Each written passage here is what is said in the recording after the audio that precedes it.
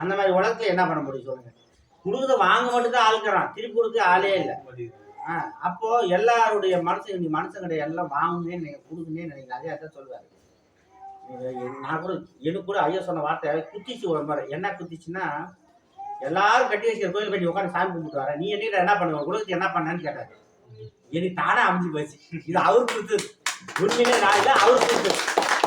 ஆனா இந்த செயல் நல்லா யோசிச்சு பாருங்க. ஆமா, நாம தான் உலகத்துக்கு வந்தோம், செஞ்சோம், வாங்குறோம், செய்யறோம். என்ன சொன்னது, எல்லா கோயிலுக்கு போய் கும்பிட்டு வரோம். நாம இந்த உலகத்துக்கு என்ன பண்ணுவோம் தெரியாது. ஆனா உண்மையை அந்த கேள்வி எழுதிச்சு எனக்கு ஸ்டார்டிங்ல. நான் என்ன பண்ணனே தெரியல, என்ன கொடுக்குது, எப்படி உலகத்துக்கு என்ன பண்ண முடியும். ஆனா பாருங்க ஐயா, என் கேள்வி வந்து நீங்க ஒரு பிடிச்சாரா, நான் எத்தனையோ கோயில் போய் கும்பிட்டாங்க. இப்ப நீங்க பாருங்க எத்தனையோ பேர் வரைக்கும் கும்பிட்டு பாருங்க. அப்போ நான் செஞ்ச சரி போய் திருப்பி கொடுக்குறேன்னா, அன்னைக்கு நான் கோயில் போய் எல்லாம் வேண்டி வேண்டி வாங்கி வந்தேன், இப்ப எல்லாத்தையும் திருப்பி கொடுக்குறேன். இந்த மாதிரி நம்ம செய்யற செயலுக்கு ஒன்று மாறி உலகத்துக்கும் வரணும் சாமி. நமக்குன்றதை விட உலகத்துக்கும் போகணும். இது மாதிரி செஞ்ச பிரச்சனை இல்லை. ஆனா செயலுக்கு எத்தனை பேர் மனசு வருமா தெரியாது. சரி ஐயா பண்ணாரு, அடுத்து நான் பண்ணணும்னு நினைக்கிறேன். ஐயா சப்போர்ட் நான் பண்றேன், பண்ணணும், அவ்வளவுதான். நான் பண்றது கூட வேஸ்ட் தான். அவர் பண்ண வைக்க நான் செஞ்சிருக்கேன். அது தங்கு தடை இல்லாத கூட நீங்க உங்களோட சப்போர்ட் தான் சரி. எங்கேயாவது முடிஞ்ச ஒரு கடையாவது பண்ணுங்க, அவ்வளவுதான். வேற ஒண்ணும் இல்லை, தூக்கி பார்த்து ஒண்ணும் கிடையாது. நீ ₹1 கொடுத்தியா, இப்போ 50 ரூபா 50 ரூபா கொடுத்து 50 ரூபாய் வச்சு பண்ணலாம். ஆனா ஒரே 50 ரூபா பண்ணா கஷ்டம் தானே. அந்த மாதிரிதான் ஐயா தான் சொன்னாரு, 10 பேர் பண்ணோம்னா ஈஸியா செய்யலாம். ஒரு ஜாதி சங்கம் இந்த மாதிரி உருவாக்குறது கூட அதுக்குதான் சங்கம். ஆரம்பத்துல நல்லா யோசிச்சு பாருங்க, ஒரே ஒரு ஆண் ஒரே ஒரு பெண் தான் இந்த பூமியில ஆண்டவன் படைச்சது. அவங்க போட்ட வித்துக்கள் தான் இவ்வளவு பேரு. ஆனா இங்க பல ஜாதிக்குது. ஆனா ஆரம்பத்துல முதல் தாய் தப்ப யாருன்னா ஒரே ஆணு ஒரே பெண். அப்படி எங்க இருக்கு சொல்லணும்? ஒவ்வொரு தொழில் செஞ்சாங்க. இப்போ ஒரு கம்பெனிக்கு போனேன்னு வச்சுங்க. இப்போ ஒரு அம்மா வந்து கோயில் பணியாட்டு, அந்த அம்மா பூசாலி அம்மா. அவங்க என்ன செய்யுங்க, பூசாலி ஜாதி. நான் உட்காந்து எதுக்குன்னு கேள்வி, நான் அவங்களுக்கு மேல வச்சு நான் முதலாளி, அவங்க முதலாளி ஜாதி. இப்படி இந்த மாதிரி ஜாதி பிரிச்சுலே இதுக்குதான் சாமி. ஆனா உண்மையா ஜாதின்னே ஒண்ணு கிடையாது. அவங்கவுங்களும் ஒரு பிரிச்சு வச்சுக்கிட்டாங்க. இது என்ன பண்றது? உயர்ந்த ஜாதின்னு ஒண்ணு இல்லை, தாழ்ந்த ஜாதின்னு ஒண்ணு இல்லை. நம்ம தாழ்ந்த ஜாதின்னு சொல்லலாம், அதை சூப்பர் தங்கமான ஆள் தரோம். உயர்ந்த ஜாதின்னு சொல்லலாம், மோசமான கேவலமான தரோம். என்ன பண்றது? ஆமா, எல்லாமே வந்து உண்மையா. அதாவது உயர்ந்த ஜாதினா ரத்தம் மெயின் வந்து ஒரு மனுஷனுக்கு முக்கியமான ரத்தம். கலர் கலரா கண்ணு இல்லை, ஏன் கலர் கலரா இல்லை? அப்படியே அது அரசியல்வாதிக்கு வந்து ஓட்டு வாங்கிறதுக்கு குச்சி வச்சுக்கிறாங்க. அரசியல்வாதிங்க வந்து ஒரு ஜாதி வந்து குச்சி வச்சுக்கிறான். இந்த ஜாதி ஓட்டுல நான் ஜெயிச்சிருவேன், இந்த ஜாதியில பணம் கொடுத்து வேலைக்கு வைக்கலாம். நம்ம ஜாதிக்கு அந்த ஓட்டு போடுறான், நம்ம ஜாதிக்கு ஓட்டு. இதை அரசியல்வாதி உருவாக்குறான். வேற யார் உருவாக்குறான் சொல்லுங்க பார்க்கலாம்? அவங்க சம்பாதிக்கிறதுக்கு. அதனால இந்த ஜாதி மாதிரிலாம் எதுவுமே தேவையில்லை. தூக்கி போட்டு மனுஷ ஜாதி அவ்வளவுதான். அதையும் கலந்து அதுல 2 ஜாதி இருந்தாங்க, ஆண் ஜாதி பெண் ஜாதின்னாங்க. அதையும் கலந்து ஆன்மாவா ஒண்ணு வந்துட்டோம் எல்லாரும் கேட்கிறோம். ஆன்மா அவ்வளவுதான். ஆன்மா அவ்வளவுதான், முடிஞ்சு போச்சு. அதுல ஆணு பெண்ணு இன்பம் சொன்ன எதுவுமே ஒண்ணும் கிடையாது.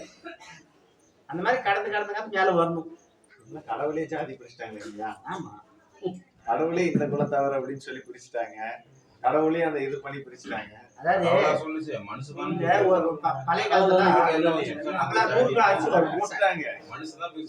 100 கிலோ மூட்டை அரிசி ஐயர் ஒரு கிலோ வாங்கி போனா அவன் தயிர் சாப்பிட்டான். இன்னொருத்தன் ஒரு ஆசாரி ஒரு வாங்கி போனா தக்காளி சோறு செஞ்சுட்டான். இன்னொருத்த ஒரு மொழியார் வாங்கி போனா ஏதோ ஒன்று செஞ்சுட்டான். முஸ்லீம்காரன் வாங்கி போனா பிரியாணி செஞ்சுட்டான். அரிசி வந்தது ஒரு இடம் தானே, ஆனா பொருள்லாம் வேற மாறி போச்சு. அந்த மாதிரி கடவுள் ஒண்ணுதான், அவன் எடுத்து வச்சுக்கிறான் பேர், அவ்வளவுதான். இறைவன் ஒண்ணுதான், ஆனா அவன் எடுத்து போய் வச்சு பேரு, அந்த பேர் விதமான பேர்ல இருக்கு. அதனால நமக்கு அது வேணாம். கடவுள் ஒண்ணு, அவ்வளவுதான். அதுதான் உள்ள இடம். இது வந்து சவம், உள்ள இருக்கிறது சிவம். நீ சவமான சிவமான யோசிக்க, அதுல உங்க கையில் தான் இருக்கு. நான் சவமா இப்படியே போறேன்னா ரைட்டு, நான் சிவமா மாறணும் முயற்சி பண்ணுங்க. இந்த பிரிவுலாம் அடுத்த பிரிவு போய் நம்ம சிவம் ஆயிடலாம். அதே மாதிரி இப்ப நிறைய இடத்துல வந்து சொல்றாங்க, அது மாதிரி புனித பக்தி அப்படிங்கிற பேர்ல கோயில் கொண்டு வந்து காசு இறக்கிறது, அது இதுன்னு சொத்து செலவுலாம் இறக்கிறது அப்படிங்கிறாங்க. ஆனா என்னைக்குமே சாமி சாப்பிடலையே அது. அப்ப உண்மையான தர்மம் நம்ம கடவுளுக்கு செய்யணும் அப்படின்னா என்ன செய்யணும்? நம்ம உண்மையாக சொல்லணும்னா தான தர்மன்ட்டு நல்லா யோசிச்சு பாருங்க. இப்போ அது மாதிரி நல்லா சாப்பிட்டு உட்காந்து இப்போ நான் சாப்பாடு கொடுத்தா தர்மமா? நீ பசியாக உட்காந்துக்கிற, எனக்கு அவங்களுக்கு தான் கொடுக்கணும்னு ஆசை இருக்குது. அப்ப என்ன இது இப்படிதாங்க தெரியலாம். அதாவது யாருக்கு எதை தேவையோ அதை செய்து தான் தர்மமா மாறும். பசியாகணும் பசி சாப்பாடு கொடுங்க, துணி இல்லாத துணி கொடுங்க, ஒரு அறிவு குழம்பி போய்க்கிறானா அவனுக்கு அறிவை கொடுங்க, ஒரு அழுகுறானா அவனுக்கு அழுவை தேர்த்துங்க. இதெல்லாம் அப்படி அப்படியே மாறும். நீங்க செய்யற செயல் தான் அவங்களுக்கு அந்த நேரத்துக்கு ஒரு ஆறுதல், ஒரு மனநிலைன்னா அதான் புண்ணியமா வரும். அதை விட்டு இருக்கிறவங்க சோறு கொடுக்குது, துணிக்கிறவங்க துணியை கொடுக்குறது. காசு ஒரு பிச்சைக்காரன் பாருங்க, முதல்ல பிச்சை எடுக்கும் போது யோசிச்சு பாருங்க. பிச்சைக்காரன் முதல்ல பிச்சை எடுக்கும் போது என்ன பண்ணலாம், பசிக்குது யாருன்னா 4 பேர் கை கொடுத்தா 10 ரூபாய் கிடைக்கும் சாப்பிடலாம்னு நினைச்சான். 100 ரூபாய் கட்சிச்சு, அப்புறம் 1000 கட்சிச்சு, லட்சம் கட்சி. நீங்க ஒவ்வொரு பிச்சைக்காரன் கோடீஸ்வரன் தெரியுமா?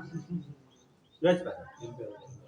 அந்த பண சம்பந்தம் அவன் தொழிலாகிட்டான். போ இப்ப பிச்சை எடுக்கிறது ஒரு தொழிலாயிடுச்சு. நான் என்ன பண்றேன் சார்? என்ன பண்ண நம்மளால முடிஞ்சது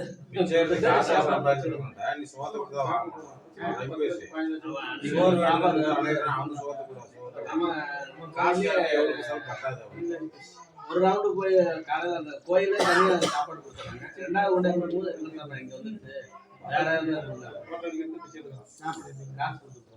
ஆனா இதே நம்ம யோசிச்சு பாருங்க.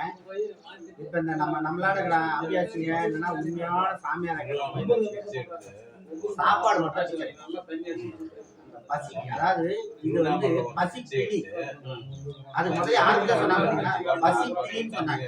பசி பிடிக்கும் போது அது போடக்கூடாது நோவு. இப்ப நம்ம தலைவலிக்கு மாத்திரை போறோம், நல்லா இருக்கு, திருப்பி தலைவலி திருப்பி மாத்திரை போறோம். அந்த மாதிரி பசி எடுக்குது, சோத்த போறோம், திருப்பி பசி எடுக்குது, சோத்த போறோம், பசி இப்படியே தான் இது. அதுதான் பசி பிடின்னு வச்சான். அந்த பசி பிடிக்கு ஒரு சாமியார் பிச்சை எடுத்து பசி அடக்கிட்டு தான் போட்டான்.